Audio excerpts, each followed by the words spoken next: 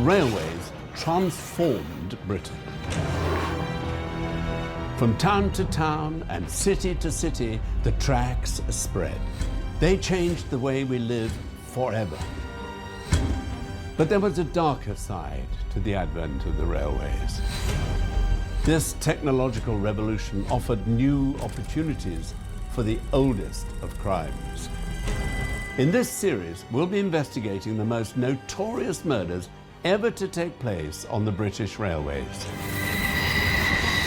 Stories of the men who killed, of the police who hunted them, and of the victims who were left behind.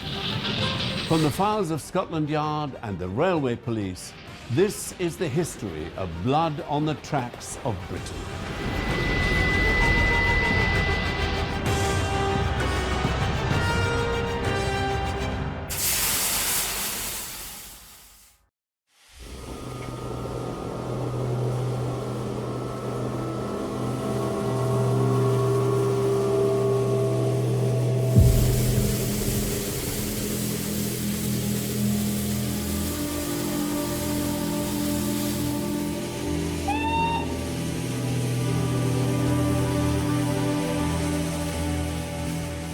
The 9th of July, 1864.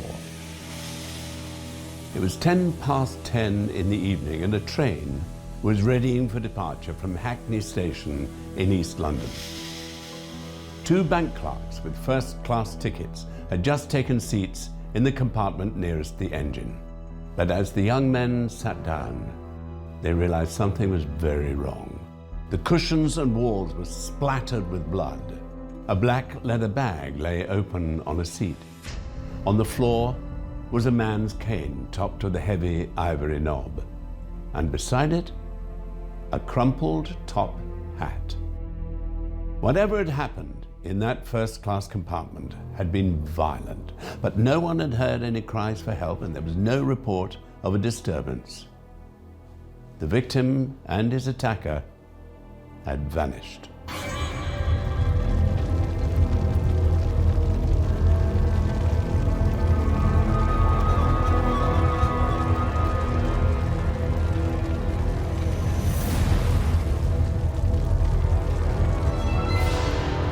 It caused quite a shock. It was a big sensation at the time. It did put into people's minds doubts about the safety of the railways. It disturbs the complacency that had surrounded railway travel in a way that leads us to think a great deal about the impact of technology and assumptions about how positive it is. It showed that this new way of travelling was not necessarily safe. You could be stuck in a sealed compartment and come to a very sticky end.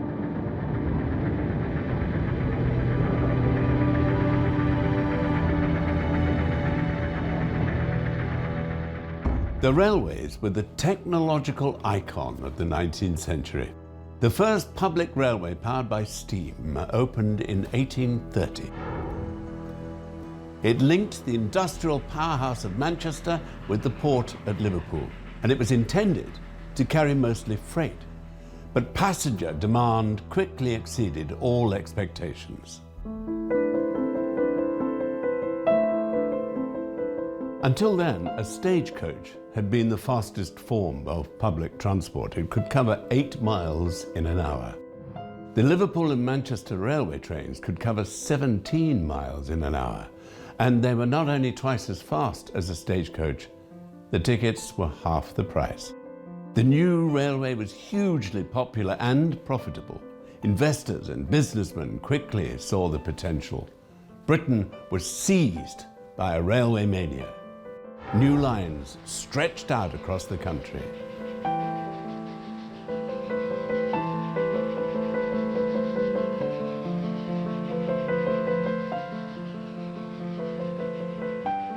It was probably the most momentous innovation since the invention of agriculture at the end of the Stone Age. Lots of different railway companies, privately financed by and large, and not always particularly well coordinated. They would choose a route which they thought was going to give them most commercial advantage. There were a number of minor rail companies, but these gradually became amalgamated until sort of by the 1860s, you had something like about 5,000 miles of track.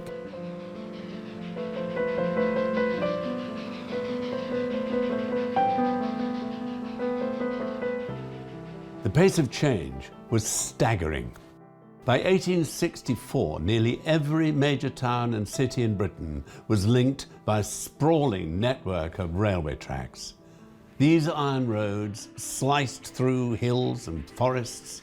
They spanned rivers and valleys. They were even beginning to burrow beneath the earth. It transformed not just the scenery, but the culture as well. Everything seemed like it was going to take place at high speed, and people's sense of time became standardized. Trains had to keep railway time. So you, the passengers, the users of the railway, you had to keep railway time too. It transformed people's sense of space, the whole world seeming much more connected in a way that we can compare to the internet today. If you were born at the end of this revolution, it would have been hard to imagine what it was like to live without the railway.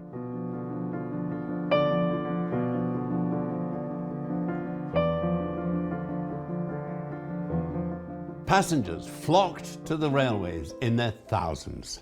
The working population of Britain was on the move as never before. But alongside that excitement, this technological innovation also provoked fears. Could the human body cope with such speeds? Would society, with all its traditional bonds and hierarchies, survive this steam-powered revolution? Victorian society was highly stratified. The class system was just embedded into everything. There were worries with the railways that there would be a sort of rather social promiscuity, the mixing. You know, the baronet might have to sit next to a baker or a boot blackener or a butcher. People were confined to individual compartments, so people weren't quite sure who was going to get on at the next station and share a compartment with them. It worried the Victorians that there were these opportunities for the criminal classes, the roughs, to have an easier access to the respectable middle and upper classes, to respectable women, to make themselves nuisances in a way that, if they were simply on foot, they couldn't do. So people frequently hid their bags or gripped their stick, ready to beat off an attack. So there was this fear, this uncertainty about travelling in a railway carriage. Such things didn't worry Mr. Thomas Briggs. In 1864, the 69-year-old banker had an annual season ticket for the North London Railway. The North London Railway did not run third-class carriages in 1864. Because it served the city, Fenchurch Street, through to the newly expanding middle-class suburbs, Hackney, Chalk Farm, the idea was that it would pass through the working-class areas, but not stop in them. So they only provided carriages for second-class and first-class passengers. Thomas Briggs was a very well-to-do and quite sort of wealthy man, actually. He was the chief cashier at a bank in the city. This is a gentleman who has really pretty much got to the upper echelons of the middle classes. You couldn't go higher than he had risen without becoming a partner.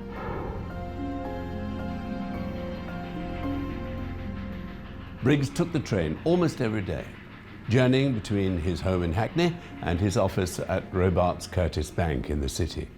The 9th of July was no different. It was a Saturday, but Briggs was still expected at the office. At 3 p.m. after work, He took an omnibus across London Bridge to pay one of his regular visits to his niece in Peckham. He had dinner with Caroline and her husband, and it was still light when he left at around 8:30. He reached Fenchurch Street Station in time for the 9:45 train. He cheerfully bid the ticket collector good night, then with his cane and his black leather bag in hand, Thomas Briggs clambered into the first-class compartment nearest the engine. A few minutes later, the train was on the move.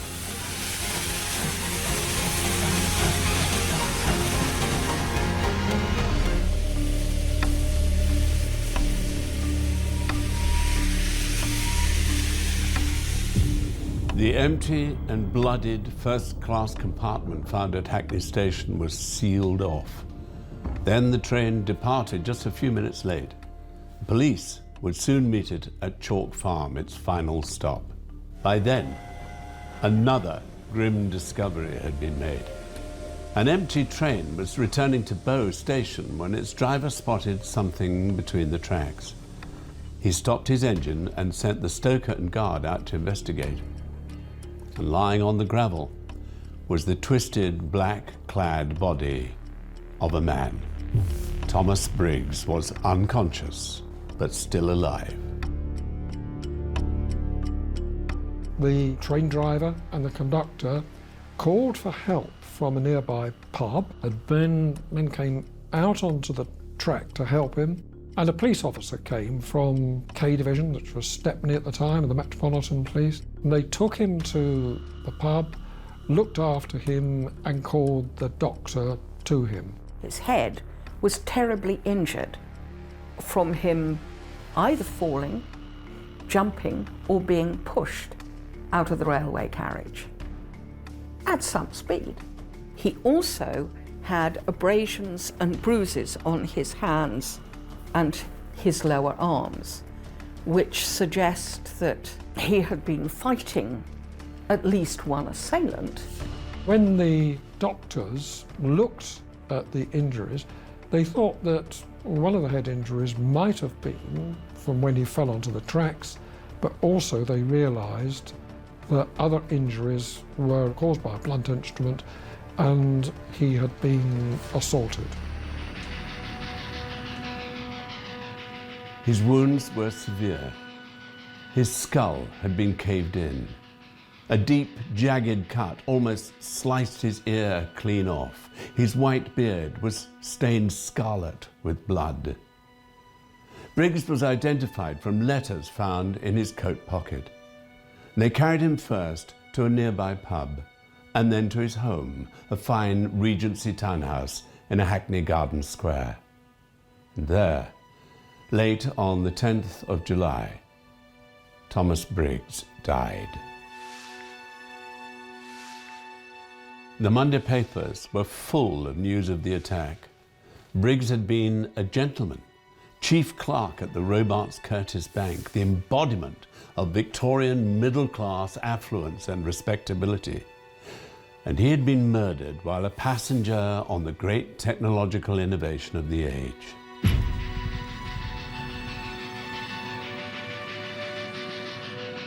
It was a complete threat to sort of established norms. This was the first time that somebody had been murdered in a railway train. A train like that should have been secure. It should have been a safe environment. That it should have happened in a first-class carriage was particularly shocking. It gave the sense, if you could be slaughtered in a train carriage, then why not in a church pew, or why not at your workplace? It attacked the guardians of the respectability that made Britain and the British Empire great. Scotland Yard Police Commissioner Sir Richard Mayne appointed one of his best men to the investigation. Detective Inspector Richard Tanner was just 31 years old and newly promoted, but he was well respected for his hard work and keen eye for the crucial lead. The family of Thomas Briggs had identified the cane and the black leather bag found in the compartment. They had belonged to the slain man. But the hat? Briggs wore a silk top hat made by expert craftsmen in the City of London. His family didn't recognize the crumpled beaver hat at all. It's an almost sort of Cluedo-like touch, you know, the crumpled hat in the train compartment. It was not a hat that a man of Mr. Briggs's status, responsibility, his standing would have dreamt of wearing. Thomas Briggs bought his hats at a guinea a time from a hatter in the City of London. They were silk top hats. This was different.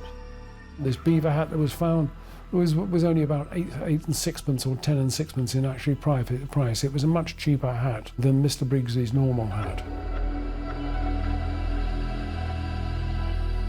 Find the owner of the crumpled top hat, and Inspector Tanner would find the killer. He soon got an early breakthrough.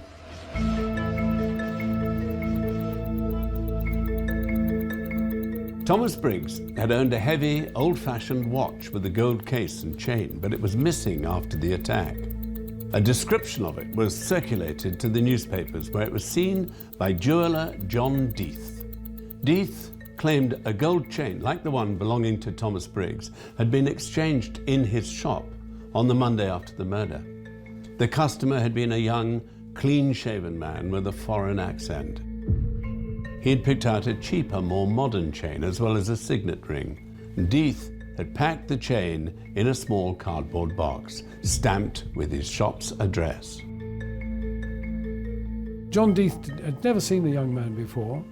He described him as about 30. He thought he was German, and he noticed that all the time that he was sort of valuing the chain, the young man was sort of turning this way and that, so as to stop a really clear impression being taken of him. They would have been used to somebody being slightly embarrassed by the need to undertake such a transaction.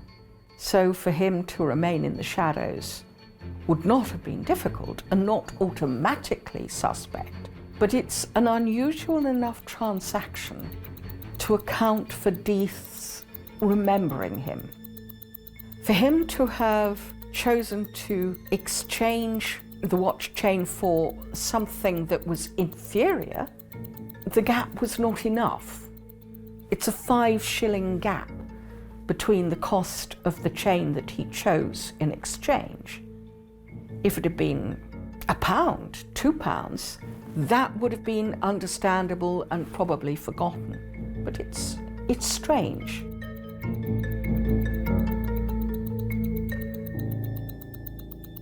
The police took away the heavy, old-fashioned chain as evidence. It was quickly identified as belonging to Thomas Briggs. Inspector Tanner now had a possible suspect, but he had no name and only the vaguest of descriptions. He needed more. Thomas Briggs' employers at the Robarts Curtis Bank put up £100 as a reward for information. The government matched it, as did the North London Railway Company. Posters were plastered across the capital. But days passed with no further breakthrough. Tanner knew with each day that passed, the crime was less likely to be solved. His investigation was in trouble.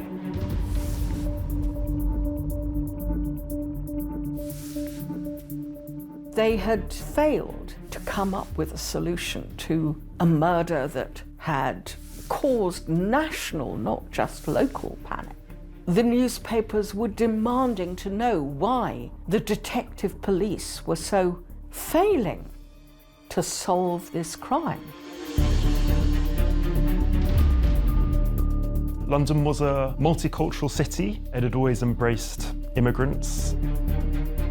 The presence of a German wasn't in and of itself particularly strange. It certainly wouldn't have flagged up, oh, but he's probably a murderer, what on earth was a German doing? It left the police still looking for a needle in a haystack. By the 18th of July, almost 10 days had passed since the murder of Thomas Briggs. The victim had been buried, but the case was far from solved. Then, at 11:15 that evening, a man walked into a police station in Marylebone and reignited the hunt for the killer. Jonathan Matthews was a Hackney carriage driver. He told police that on the Monday after the murder, a young German friend had paid him a call. His name was Franz Müller. He was 23, a tailor, who was particularly fond of his black beaver hat. As they spoke, Müller had given Matthew's daughter a box to play with, and printed on the lid was the name and address of the jeweller, John Death.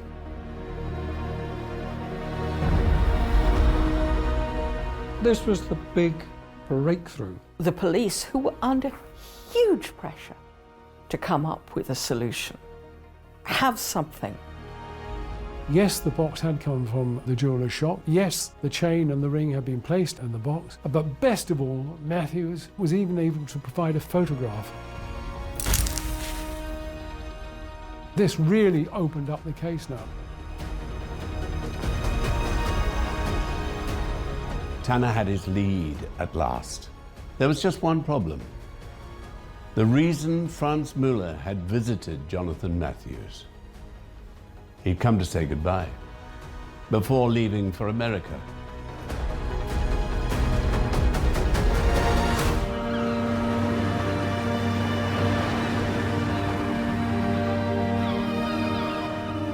In 1864, the Grinnell and Company shipping line offered some of the cheapest fares to America, and it wasn't hard to see why. The Victoria was an old-fashioned sailing ship. Steerage passengers paid just £4 to cross the Atlantic, but their quarters were cramped and uncomfortable. They had to prepare their own meals, and the passage would take 19 days if they were lucky. Among the passengers enjoying the Victoria's meagre comforts in July 1864 was a young tailor. He was leaving his troubles behind, he thought, heading for a new start in the new world. We know that he comes from Thuringia in Germany, and that relatively few people from that region, and indeed from his background, came to the UK.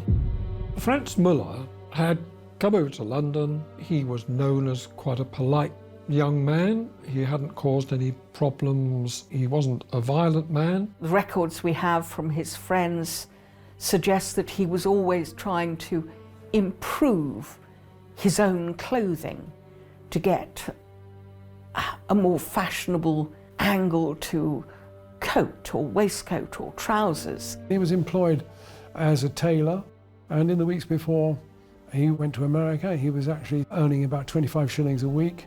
He had a certain amount of pretensions and would tell people that he was going over to America where he was going to be earning £150 a year, paid for by his employers.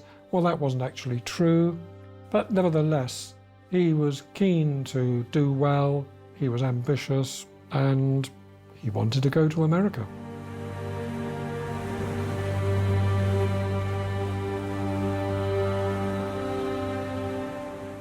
Müller's journey to New York was even slower than expected. The winds were against them. After more than 2 weeks at sea, the Victoria had barely escaped the coast of Ireland. The vast Atlantic still lay ahead. Müller passed the time gambling. He lost a bet over how much German sausage he could eat. He sold off his shirts to pay debts. But he betrayed no concern over what he'd left behind in London. If he feared the police were after him, the other passengers didn't notice.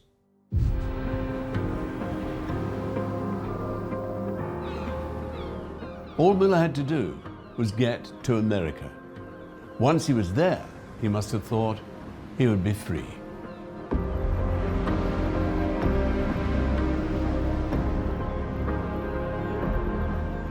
The situation in America was pretty dramatic because America was in the third year of the Civil War. There was, as a result, a considerable need for fighting men. All that Franz Muller would have needed to do to disappear was join up under whatever name came to his head. There's every chance he could have become anonymous, melted into the crowd. It was a huge, huge, huge country, and its systems of police tracking were much more effective in the big cities than they were elsewhere. So if he'd reached those shores first, then I'm not sure he would ever have been caught and brought to justice.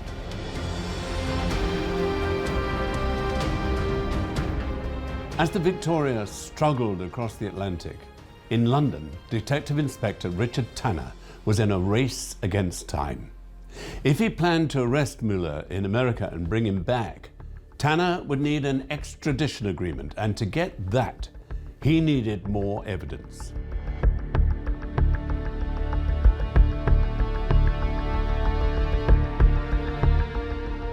He knew that to have an extradition hearing, he would have to prove the case to the satisfaction of the American authorities. And in those days, extradition proceedings were in their infancy, and they were always difficult.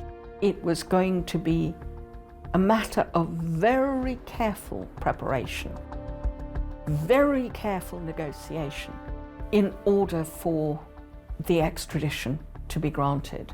So Tanner is caught in a really tense race against time because Muller is bobbing across the Atlantic Ocean very slowly in his boat, the Victoria. And Tanner's aware he's got to compile all this evidence that can present a watertight case, and he's also got to make sure that the extradition process is going to be effective at the other end.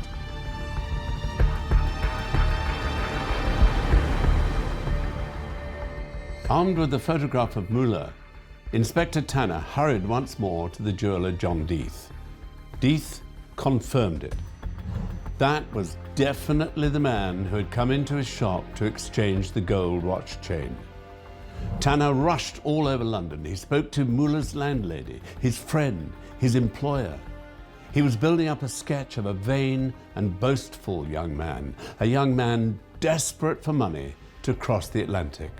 A young man who, shortly after the murder of Thomas Briggs, was seen with a fine new top hat.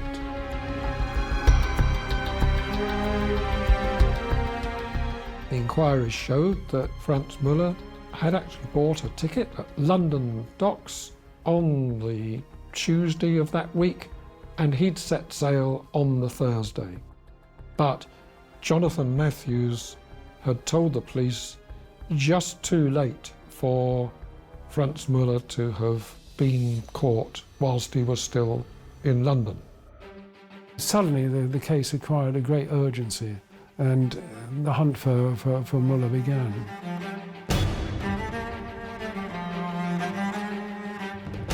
The witnesses were hurried to Bow Street Magistrates' Court. Depositions were taken and the evidence heard. By 6 o'clock on the 19th of July, a warrant had been issued for Muller's arrest. Tanner had gathered everything he could. There was no more time. Late that evening, the exhausted inspector boarded an express train bound for Liverpool. With him were Detective Sergeant George Clark, the jeweller John Death, and the cabman Jonathan Matthews. They had tickets booked on a fast transatlantic steamer leaving the next morning.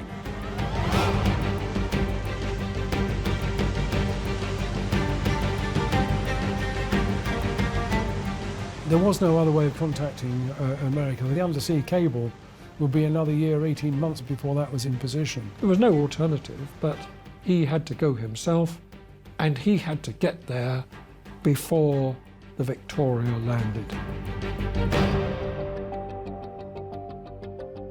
The huge advantage that the British had was that they could use the expensive means of travelling using a steam-powered vessel rather than a sailing vessel. Tanner arrived in New York on the 5th of August. Muller may have had a 5-day head start, but Tanner reached America first. The police inspector was relieved. There was still much for him to do.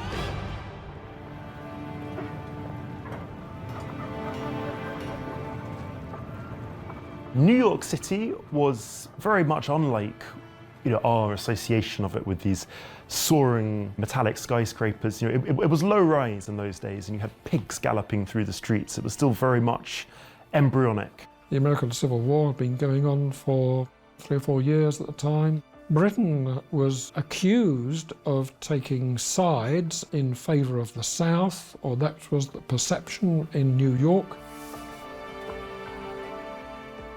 Now, there was no extradition treaty between New York State and Britain. And so the first thing that had to be done was that any arrest of Muller had to be done under American law by an officer appointed by the US Marshal. There was a lot of controversy in New York about what was going to happen to this prisoner when he was eventually arrested in New York. Tanner waited and waited. Colleagues from London arrived on another boat with more paperwork for the extradition. But still, there was no sign of Muller.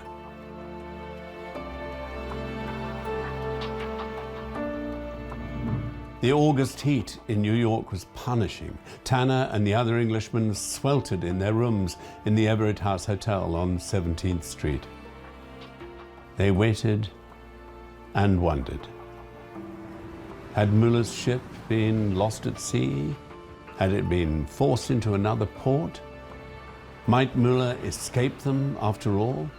With each day, Tanner's worries grew until, finally, on the 24th of August, the Victoria was spotted off the coast. It had been at sea almost 6 weeks. Tanner's long, stifling wait in New York was at an end. At last, the winds were carrying his quarry into port.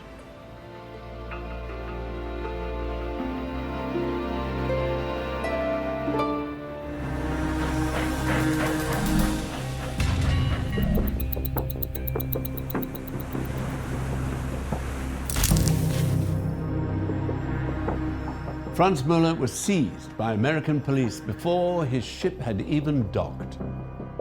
He flatly denied any involvement in the murder of Thomas Briggs.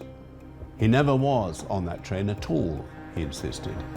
Now, a court in New York had to decide whether Detective Inspector Tanner had the evidence to prove otherwise. Franz Muller was arrested, taken into custody, and he appeared before Mr. Newton, who was the commissioner at New York, who had this court hearing to decide whether Franz Muller was going to be extradited and sent back in custody to Britain to face trial. There was a tremendous amount of sympathy for Muller from the immigrant community and hostility towards Britain, so it was going to be difficult. The advantage that Tanner had was that extradition could be granted on the grounds that there was sufficient evidence to suggest there was a case to be answered. They stuck to that. They didn't try to defend the British cause. They didn't join in the emotionalism. Mr. Newton decided that he should go back and agreed to the extradition request. If he hadn't done so, then Franz Muller would have been free to have been released, and he could have travelled anywhere in America. The chances of him being returned to face trial for the murder of Thomas Briggs would have been very remote.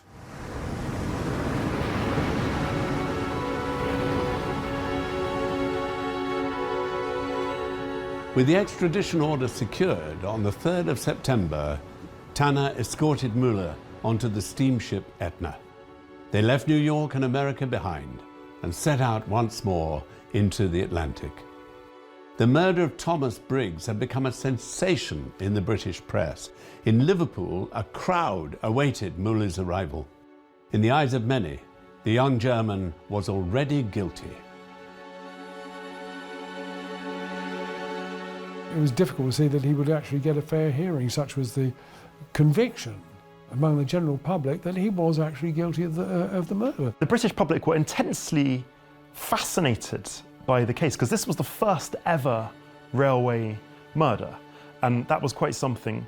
And the Fleet Street behemoth, the mass media, the biggest mass media the world had ever seen, there were literally 15 different morning papers. This was elixir to them. What is interesting is that doubts begin to creep in. The presumptions of his guilt needed to be questioned.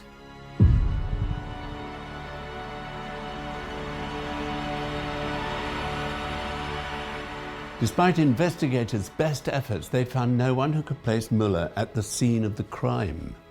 And there were at least 5 witnesses who spoke of seeing 2 other men in the compartment with Briggs, and neither matched the description of Franz Müller. But this information was not shared with the defense. The police were then under no obligation to do so. In 1864, the deck was stacked against the accused. There was no appeals court.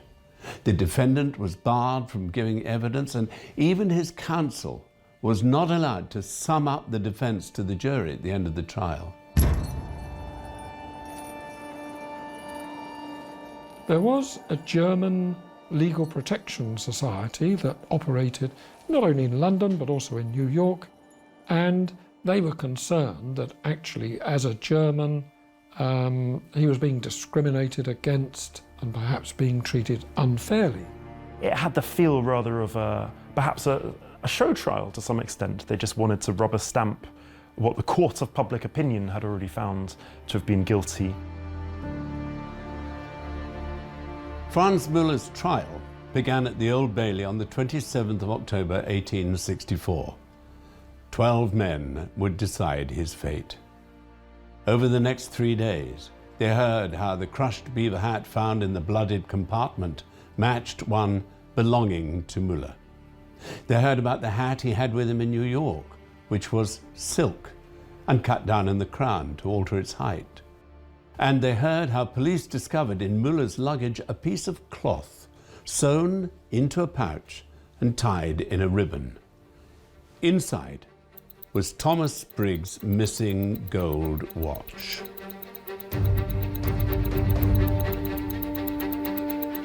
I have to say, it did look bad for Müller. He looked like the perfect part, on paper at least. All the defence counsel could do was try and attack the prosecution's witnesses. Jonathan Matthew, the hansom cab driver, he was particularly savaged by defence counsel over a 21-day sentence that he'd served for a minor theft many, many years ago. Defence counsel was really clutching at straws.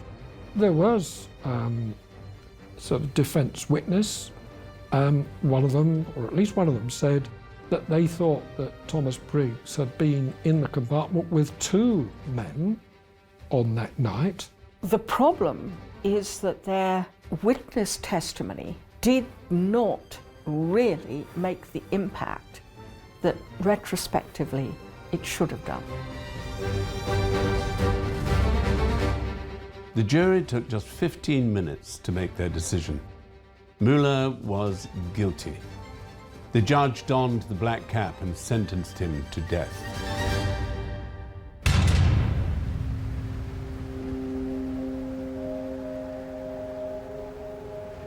Early on the morning of the 14th of November, 1864, a gallows was erected outside Newgate Jail. Heavy rain was falling, but that didn't put off the crowds. They gathered in their tens of thousands to watch Franz Müller die. A few minutes before 8 o'clock, with the prison bell ringing, the condemned man was led out. The crowd roared as Müller, pale and trembling, climbed the scaffold. His legs were strapped, the noose placed around his neck, and a white hood pulled down over his face. Moments before the trapdoor gaped beneath his feet, the 24-year-old spoke in an urgent whisper to the German pastor beside him. Ich habe es getan, he said. Ich habe es allein getan. Ich habe keine Mitschuldigen. I did it. I did it alone. I have no accomplice. Then the trapdoor opened and Müller fell. After months of denying involvement in the crime, Müller had confessed. But mysteries remained. What actually happened in the first-class compartment that summer night? Had Müller planned the robbery, or did he act on impulse? Did he mean to kill Thomas Briggs by throwing him off the train? Or did the old man fall trying to escape?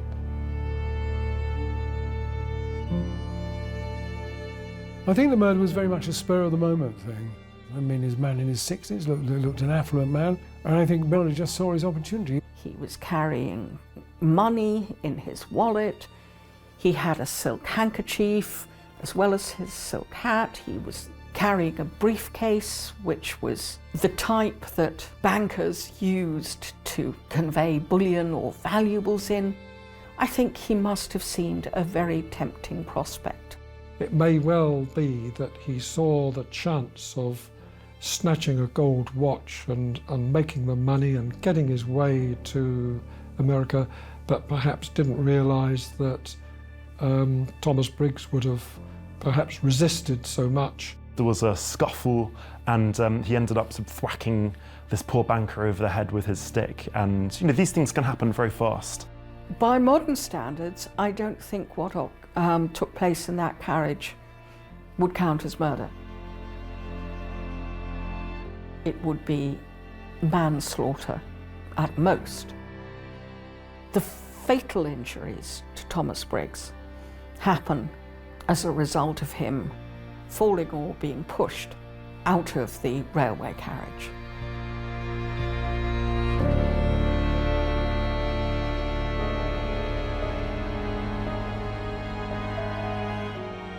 The sensational murder of Thomas Briggs did nothing to slow the advance of the railways. Engines became more powerful, passengers more numerous. But as this technological boom grew and grew, so did the opportunities for the greedy and the violent. Franz Müller has gone down in British history as the first railway murderer. He would not be the last.